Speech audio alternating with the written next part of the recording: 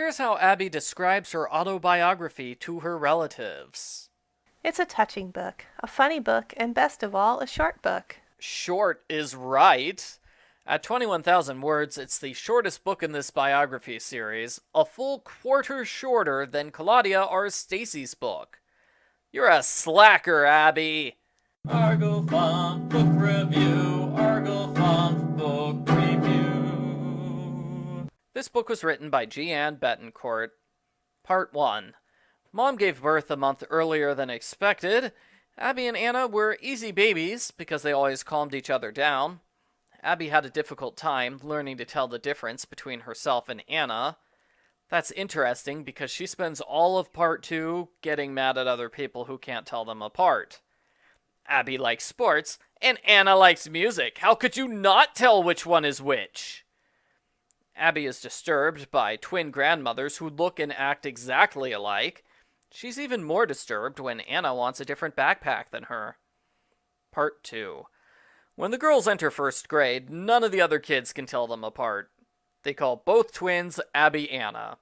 The teacher, Mrs. Rothschild, is a huge jerk who doesn't even try to learn which twin is which.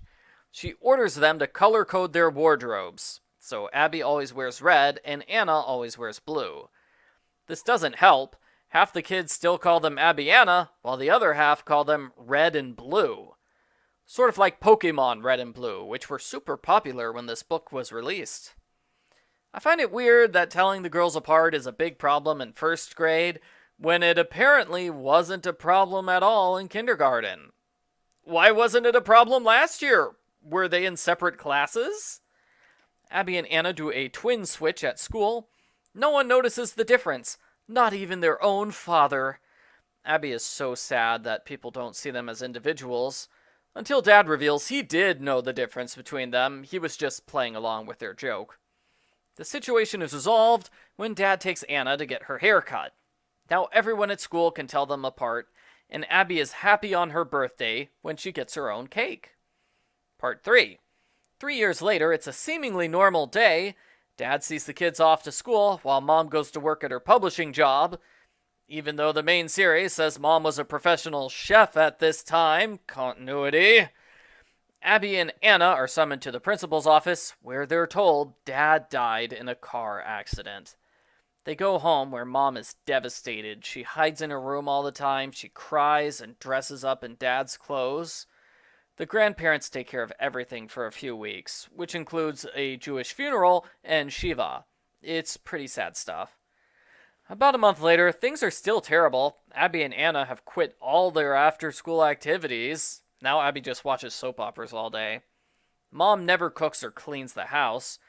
Abby puts her foot down when Mom says she'd rather buy new clothes than do laundry. Abby says Dad would hate the way things are around the house. This is the first time Abby has mentioned Dad's name in front of Mom.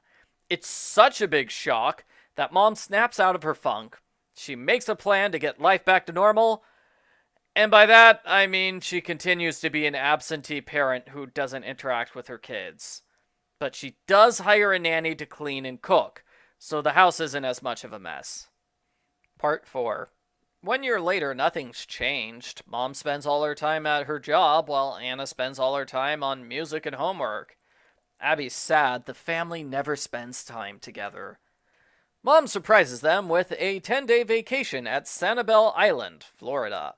Abby does beach sports, Anna makes new friends, and Mom golfs whenever she's not doing work. Abby has a great time until she realizes, oh no! They're all doing different things. That's not spending time together. For 2 chapters, Abby complains she wants to be with her family. She doesn't tell them what's wrong, though. I thought Abby was confrontational, but here she's totally fine with moping for a week. Abby says they should attend a New Year's Eve party for families. Mom explains she can't handle doing family activities anymore. All they do is remind her of Dad. Since Dad's old holiday traditions are painful, they replace them with new holiday traditions. I guess that's nice, but that doesn't really solve the problem that all 3 family members constantly avoid each other. Abby prays to Dad, and she sees a shooting star, which convinces her the family will be okay. Part 5. 3 years later, Mom is still terribly depressed about Dad. She can't even go outside without feeling bad. It sounds like Mom needs some professional help. Mom decides the best way to solve her problem is to move out of state without telling anyone. No, seriously, she doesn't tell her kids they're going to move. She takes them to Connecticut and goes on a secret house shopping trip without telling them what she's doing or why. Mom eventually tells Abby and Anna they're moving away. She's surprised they didn't already know. You never told them, Mom. How were they supposed to know? The girls complain they don't want to leave their school and all their friends.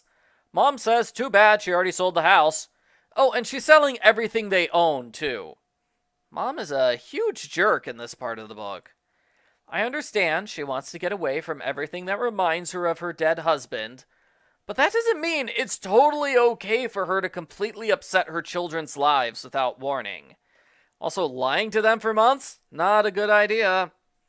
The new house is absolutely massive. Why do they need a mansion with over 10 rooms for 3 people?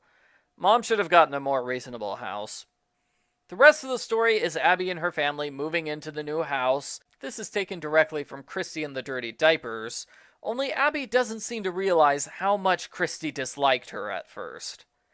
Abby gets an A- on her autobiography because there is no way the teacher's going to give a bad grade to the kid who wrote about her dead parent. The end. Post-book follow-up. There are 2 stories which I expected to see in this book, which did not appear. First, the story of Abby's allergies. Her allergies are such a big part of her life, you'd think they would get a mention. Same with her love of soccer, which made the cover, but not the book. Second, Abby's transformation into a joker. That was mentioned in her first book. She was upset after her dad's death, until she made a stupid joke. She found herself laughing uncontrollably, and it helped her come to grips with the fact that she could still be happy without betraying her father's memory. I wanted to see that scene. Instead, the book takes the route of having Abby be a joker for her entire life. I liked part 1 about the girls as toddlers. It ties in directly to part 2, where the girls struggle with self-identity in the face of a world that denies them. I like that part, although other reviewers thought it was a lazy rehash of the Arnold twins book. Sadly, Anna isn't important for the rest of the book. Yeah, she's there, but she doesn't play a major role. It's mostly about Mom. Part 3 was okay. I wish Abby talked more about her feelings, instead of just narrating what happened. I wish Abby had talked about Dad's death with her sister, or her grandparents, or anyone. It's interesting that Abby paints herself as the only family member who's accepted life without Dad, when in the main series, she refuses to ever talk about him, not even in her inner monologue. Part 4 was fine. The bad vacation premise could easily be changed to fit Christy or Claudia or another club member with siblings. I did not like part 5, which was mostly Mom being a terrible parent. Mom's a terrible parent for the majority of the book. She doesn't even try raising her own kids because she's too busy hiding from reality. I didn't like reading that, and all the stuff with Mom brought down the book for me. I much prefer how Christy, Marianne, Stacy, and Dawn's parents handled unexpectedly becoming a single parent. Overall, I liked 4 out of the 5 stories, although I didn't like the stuff with Mom. It's interesting to see Abby's life before the Babysitters Club, since we know so little about it compared to the other club members. I wish this book had been as long as the others in the series, and I probably would have liked different stories for the last 2 parts. I give Babysitters Club Portrait Collection Abby's book a 6 out of 10.